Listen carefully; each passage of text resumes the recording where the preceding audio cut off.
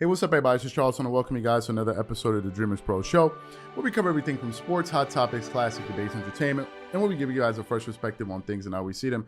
And boy, oh boy, do we have an episode for you guys here today, so make sure you go and subscribe to the channel and like the video. So as you all know, there was a huge game between the Brooklyn Nets and the Milwaukee Bucks just a day or two ago, depending on when you guys are seeing this video.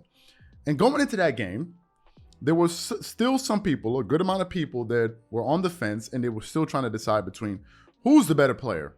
Is it Kevin Durant or is it Giannis Antetokounmpo? And there were others out there trying to understand, well, who's the best player in the world altogether? Is it Giannis? Is it KD or whoever it is, right? So going into that game, you know, there was a lot of hype and build up going into that game.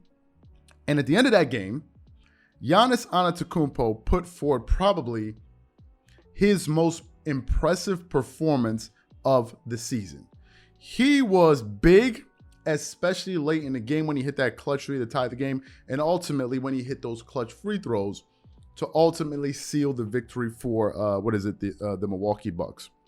Now, when the news media started covering it, one would think that everyone would have positive things to say about Giannis, especially after a performance like that. However, there was one person in the media, and Skip Bayless, who decided, you know what?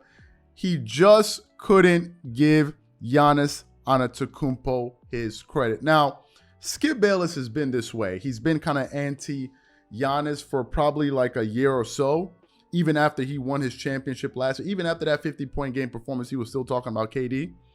But what I saw yesterday on Undisputed was so embarrassing. It actually prompted us to put a comment on the channel in the community section, just to kind of get a sense of what people were thinking, and a lot of people actually felt the same way. So for those of you who missed some of Skip's comments yesterday on Undisputed and missed the back and forth between him and Shannon Sharpe, because it was rowdy, we want to play a little bit of that exchange, and we're going to come back here and give you guys some of our thoughts. So take a listen to the exchange between Shannon Sharpe and Skip Bayless. Take a listen to that. Giannis Antetokounmpo is the best player in the NBA, and he did nothing to dispel that. If you look at his last two games against the Sixers, he was 40, 14 and 6, 67% shooting, game-clinching block in a win on Tuesday. He follows that up. He says that's not good enough. He goes 44, 14 and 6 on 67% shooting, game-tying three to send it to overtime, 2 clutch free throws to win it. I don't really know what else you can do. The guy had 84 points, 28 rebounds, and 12 assists in 2 games on 67% shooting. How many? Just a second. I just got a quick question. How many turnovers did you have last night? Oh, no. How many turnovers did you have last night? It's not your turn to talk. I know, but I'm just asking a quick question from the audience over here. Just a quick one. You know what? How many did Kevin Durant have last night? How many did Kevin Durant have? Giannis had 8 turnovers. He was Westbrookian last night. But did he or did he not win the ball game? In his last 5 games, head-to-head against Kevin Durant, Giannis is 5-0. He's averaging 35, 13, and 6. He's plus 81. Kevin Durant is minus 67. Now, you told me when Kevin Durant went to LeBron James' house, he's the best player. Well, he was. Twice, 2 in a row. Anybody that watched this game last night that doesn't think Giannis Antetokounmpo is currently the best player in the NBA, they're losing their mind. Are you saying Kevin Durant is not clutch? I'm saying, hold on. At some point in time, you're going to have to start making some of these shots and stop blaming toenails and fingernails and shoes too big. At some point in time, either you do or you don't. Now, Wait, did he make the toenail shot? Did you win the game? Well, it should have. No, it shouldn't have. No, it shouldn't have. But at some point in time, we beat Giannis. I was with you when he lost 4 straight to Toronto after having a 2-0 lead. We beat him up. When he lost to the Miami Heat, we beat him up. Now he comes back, does a number in the NBA Finals, dropped a 50-piece in Game 6, had clinching blocks, did everything right. This year, he's been even better than he was last year, and you still won't give him credit. You're dealing with a different animal for the next 10. For however how long he is, you got a problem with this man. The man is 28 years of age. He's long, and like he said, he's able to get, now all of a sudden, we try to minimize it. All he does is dunk. All he does is this. Nobody ever said anything but Shaq. When did Shaq ever hit a 3? When did Shaq have a mid-range? We said Shaq was the best, most dominant player from that period. That's Giannis. But all we do is tell you what he can't do. What's so amazing is everything that he can't do, he's still the best player in the NBA. And he can't do jack, let y'all tell it. Now, in my opinion, there is no question who won that debate. Shannon Sharpe totally obliterated Skip Bayless in that segment. Like, literally, Skip Bayless, for that entire segment, literally had nothing to say. Now, let me quickly say this. There is one possible reason that Skip Bayless was so adamant for his, on his criticism, towards Giannis. And that one thing could be this. Maybe Skip Bayless took such an adamant position against Giannis because he felt that maybe that would drive ratings. TV, they do a segment basis. And if you think about it from that standpoint, he was probably successful because that was a very, very entertaining segment. Although Shannon Sharpe seemed to be pretty angry and Skip Bayless seemed to be pretty upset, it made for good TV. So some people watching that could say, well, wait a minute. I don't really think Skip actually believes what he's saying. He probably said all of that to get ratings. And that could be a possibility because it was very entertaining. But if that was not the case, then that was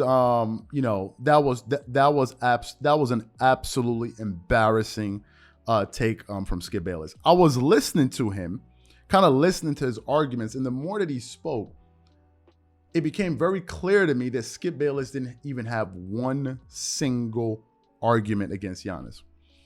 Even when Shannon Sharpe said, but Skip, people criticize Giannis for not being a closer, for not being able to hit clutch free throws, not being able to hit threes.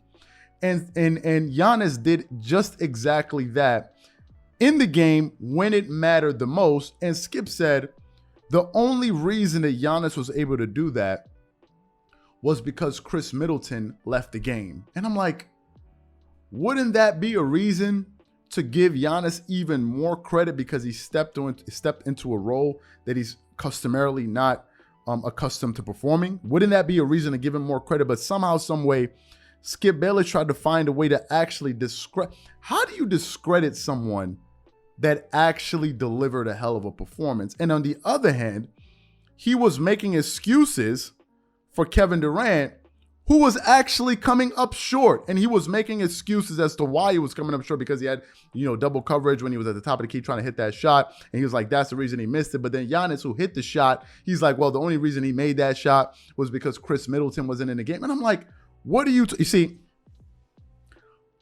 It's segments like that make people like Charles Barkley. Remember, Charles Barkley and Skip Bayless recently had a back and forth. And basically what Charles Barkley said, because we covered it, he said the reason he doesn't like Skip Bayless is because of this. He said Skip Bayless picks and chooses the guys that he wants to go against. If he likes a particular player, he's going to try to shield him from all criticism and come up with excuses for him. But if he doesn't like the guy, even if a guy performs well, he will look for ways to undercut him. And that is exactly what took place yesterday. He was actually making an argument for Kevin Durant hitting the game winner in last year's playoffs, although it wasn't a game winner because his foot was on the line. He was like, it was a game winner, and Shannon is like, but it's not. His toe was on. How can it be a game winner when it was a 2 instead of a 3? But nevertheless, Skip was so adamant about the fact that no, it was a game winner. And it's things like that. It's moments like that where people begin to say, hey, wait a minute, Skip, you're not being objective whatsoever. And Skip, I've seen some segments of him where he gets very offended, where people will say he's not being fair, but you're not in that particular. You're not. I'm not a Giannis fan.